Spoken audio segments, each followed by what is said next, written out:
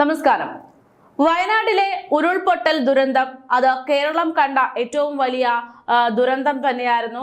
നൂറുകണക്കിന് ആളുകൾക്ക് ജീവൻ നഷ്ടപ്പെട്ടു, നൂറുകണക്കിന് ആളുകൾക്ക് കുടുംബം നഷ്ടപ്പെട്ടു. അതിദയനീയമായിട്ടുള്ള സാഹചര്യത്തിലൂടെ മുന്നോട്ട് പോകുകയാണ്. ഈ ഒരു സാഹചര്യത്തിൽ കേരളത്തിന് ഈ തവണ ഓണാഘോഷം വേണ്ട എന്നുള്ള നിലപാടിലേക്ക് സംസ്ഥാന സർക്കാർ എത്തിയിരുന്നു.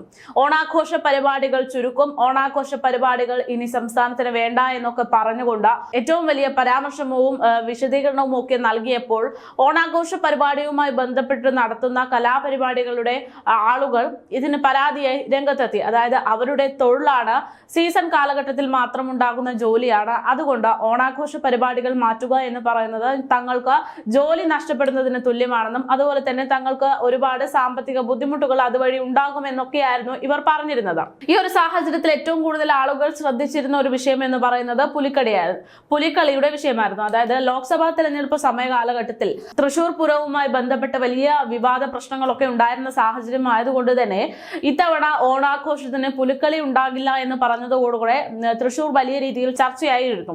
അതിന്റെ ഭാഗമായിട്ട് പുലിക്കളിയുമായി ബന്ധപ്പെട്ട ആളുകൾ പറഞ്ഞത് തങ്ങൾ 5 ലക്ഷത്തോളം രൂപ ചെലവിട്ടിട്ടാണ് ഇങ്ങനെ ഒരു പരിപാടി നടത്തുന്നത്, അതില്ലാതായി കഴിഞ്ഞാൽ തങ്ങൾക്ക് ബുദ്ധിമുട്ടാകും എന്നുള്ള രീതിയിൽ പ്രതികരിച്ചു. ഇപ്പോഴിതാ ഈ ഒരു കാര്യത്തിൽ തീരുമാനമായിരിക്കുകയാണ്. ഓണാഘോഷത്തിന്റെ ഭാഗമായുള്ള പുലിക്കളിക്ക് സർക്കാർ അനുമതി നൽകിയിരിക്കുകയാണ് എന്നതാണ് വിവരം. പുലിക്കളി സംഘടനകളുടെ പ്രതിഷേധം കണക്കിലെടുത്തുകൊണ്ടാണ് സർക്കാർ പുലിക്കളിക്ക് അനുമതി നൽകിയിരിക്കുന്നത്. പുലിക്കളിയുടെ നാടായിട്ടുള്ള തൃശൂരിന്റെ മേയർ MK വർഗീസ് സർക്കാരിന് കത്തയച്ചതിന്റെയൊക്കെ ഭാഗമായിട്ടാണ് തുടർ നടപടി ഉണ്ടായിരിക്കുന്നത്. ഇത് സർക്കാർ സ്വീകരിക്കുകയായിരുന്നു.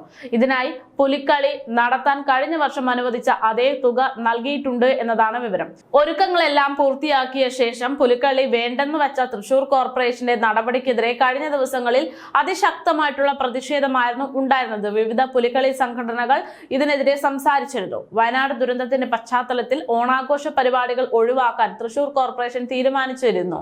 പുലിക്കളി വേണ്ടെന്ന് വച്ചാൽ ഓരോ സംഘങ്ങൾക്കും 3 ലക്ഷം രൂപയിലധികം നഷ്ടപ്പെടുമെന്നും വിപണിയിൽ ഉൾപ്പെടെ തിരിച്ചടി ഉണ്ടാകുമെന്നും സർക്കാർ അയച്ച കത്തിൽ ഇതേ തുടർന്ന് മേയർ ചൂണ്ടിക്കാട്ടി. ഇതേ തുടർന്നാണ് മുൻ വർഷത്തെ അതേ തുക അനുവദിച്ചുകൊണ്ട് പുലിക്കളി നടത്താൻ തദ്ദേശ സ്വയംഭരണ വകുപ്പ് മന്ത്രി MP രാജേഷ് അനുമതി നൽകിയിരിക്കുന്നത്.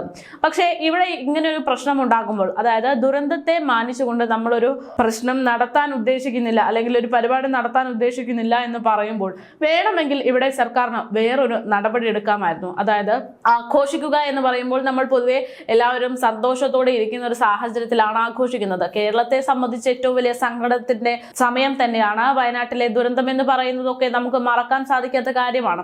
അപ്പോൾ അവിടെ മരിച്ച ജനങ്ങളോട് നീതി കാണിക്കുക എന്നുള്ള രീതിയിൽ നമ്മൾക്ക് വേണമെങ്കിൽ ആ പരിപാടി മാറ്റിവെക്കാമായിരുന്നു. വിശ്വാസത്തെക്കാൾ ഉപരി നമുക്ക് മനുഷ്യരുടെ ജീവന് വില കൊടുക്കാമായിരുന്നു. അപ്പോൾ അങ്ങനെ ഒരു സാഹചര്യം വരുമ്പോഴും അവരുടെ നഷ്ടം നമ്മൾ കണക്കിലെടുക്കേണ്ടതുണ്ട്. കാരണം ഓരോരുത്തരും എത്ര കഷ്ടപ്പെട്ടാണ് ഓരോ ജോലിയിലേക്ക് ഇറങ്ങുന്നതെന്നൊക്കെ നമുക്കറിയാം.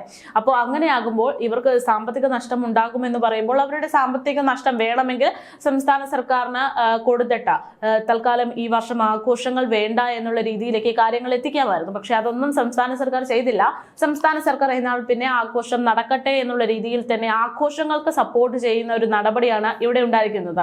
എന്തായാലും വയനാട് ദുരന്ത പശ്ചാത്തലത്തിൽ സംസ്ഥാന സർക്കാർ പ്രഖ്യാപിച്ച കാര്യങ്ങളൊക്കെ തകിടം മറിയുകയാണ്.